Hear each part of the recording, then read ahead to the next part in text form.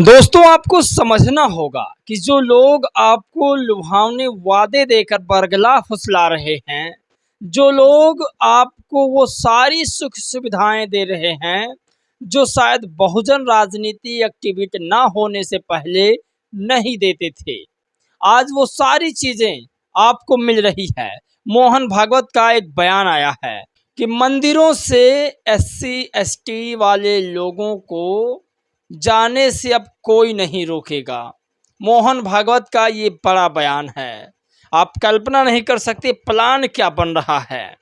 इन सब बातों को आपके सामने रखूंगा, लेकिन बहुजन समाज पार्टी का एक सुपरस्टार हीरो नेता, वो नेता जो लगातार काम कर रहा है, साथ में इंजीनियर भी है, आपको पता चल चुका होगा।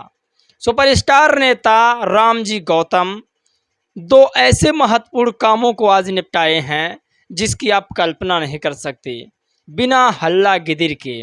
सुपरस्टार नेता रामजी गौतम बिहार के सीतामढ़ी भी पहुंचे और अपनी टीम को एक्टिवेट करके, आपको बता दें, आगरा में बाबा साहेब की मूर्ति भी रखवाई।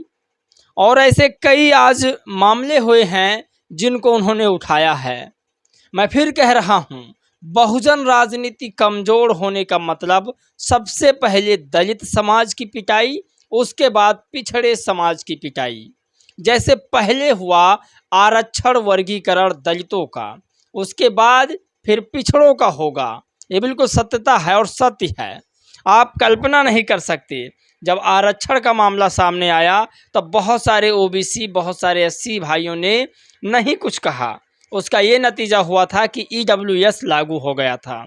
तो आज इस पर बातचीत करेंगे, लेकिन आप कल्पना नहीं कर सकते कि बहुजन समाज पार्टी का ये सुपरस्टार नेता बिहार के सीतामढ़ी पहुंचे।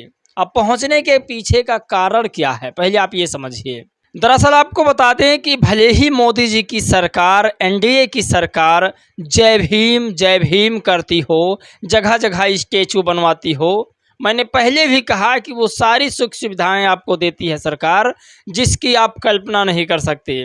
तो बिहार में हो या कहीं अन्य प्रदेशों में, बाबा साहब को लेकर के राजनीति कर रही है केंद्र की सरकार, एनडीए की सरकार। बिहार में भी कुछ ऐसा हो रहा है। लेकिन जब बिहार के सीतामढ़ी में अवधेश पासवान ने 14 अप्रैल के दिन बाबा साहब की जयंती मनाई और उसी जयंती में उन्होंने जय भीम के नारे लगाए। सोचिए, जय भीम के नारे लगाने से मनुवादियों के पेट में कितनी बड़ी दर्द हो रही है। एनडीए की सरकार है, अवधेश पासवान साहब की हत्या हो गई। ये सबसे बड़ी खबर है इस वक्त की। आपको बता दें कि अभी तक कोई इंसाफ नहीं मिल पाया है। तमाम लोग अवधेश पासवान जी के घर पहुंच चुके हैं, फिर चाहे वो बसपा के लोग हों, चाहे वो चंद्रशेखर आज़ाद जी के लोग हों। ये जो दोनों नेता पहुंचे हैं, ये दोनों बहुजन समाज में, खासकर दलित समाज के सबसे बड़े स्तंभ हैं। इनके अलावा कोई अभी तक उस मुद्दे को उठाने नहीं पहुंचा है, ना ही ट्विटर पर ट्वीट किया है। मैं आपको बता दूं कि रामजी गौतम ने एसपी साहब को हड़काते हुए कहा कि आप इस मामले को जल्द से जल्द संज्ञान में लें। दरअसल इस मामले में अभी तक एफआईआर तो हुआ है, लेकिन गिरफ्तारी नहीं हुई है।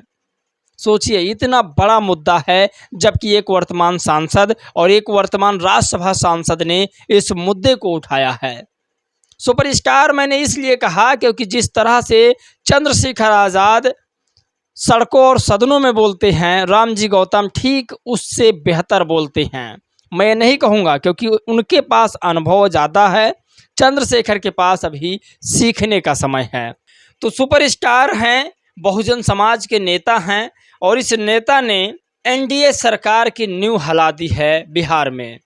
काश आज़ाद समाज पार्टी और बहुजन समाज पार्टी एक होकर के चुनाव लड़ते, ये तमाम संगठन ना खेल करके एक संगठन की बात करते, तो आज इन बेचारे दलितों की ये हालात न होते।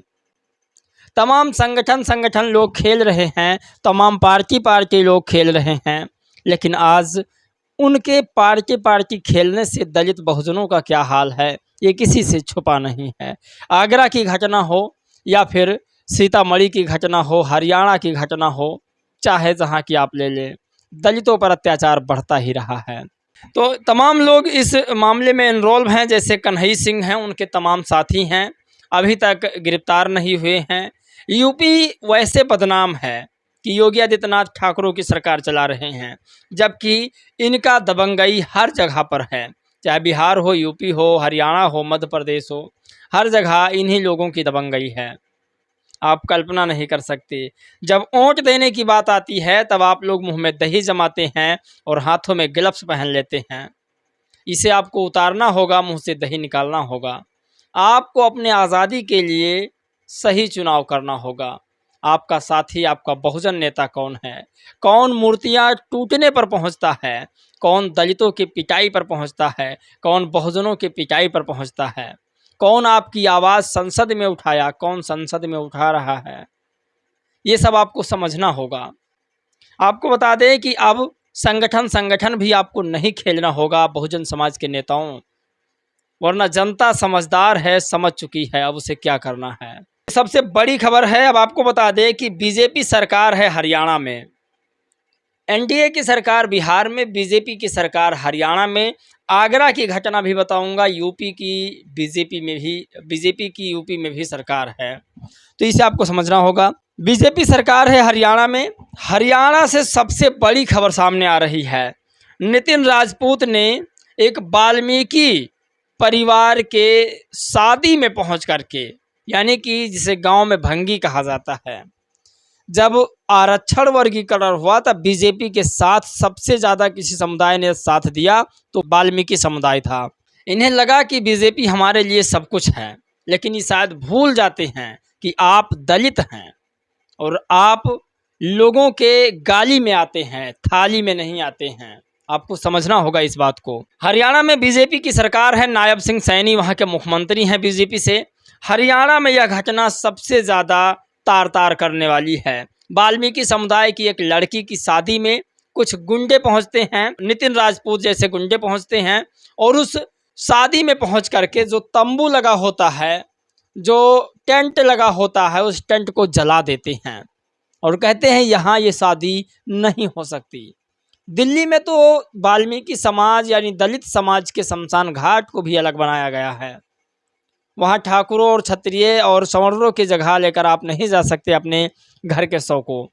तो ये हाल है देश के आज़ादी के इतने साल बाद भी, क्योंकि हमारा समाज संगठन खेल रहा है, हमारा समाज पार्टी खेल रहा है और इसका फ़ायदा तमाम विपक्षी नेता उठा रहे हैं।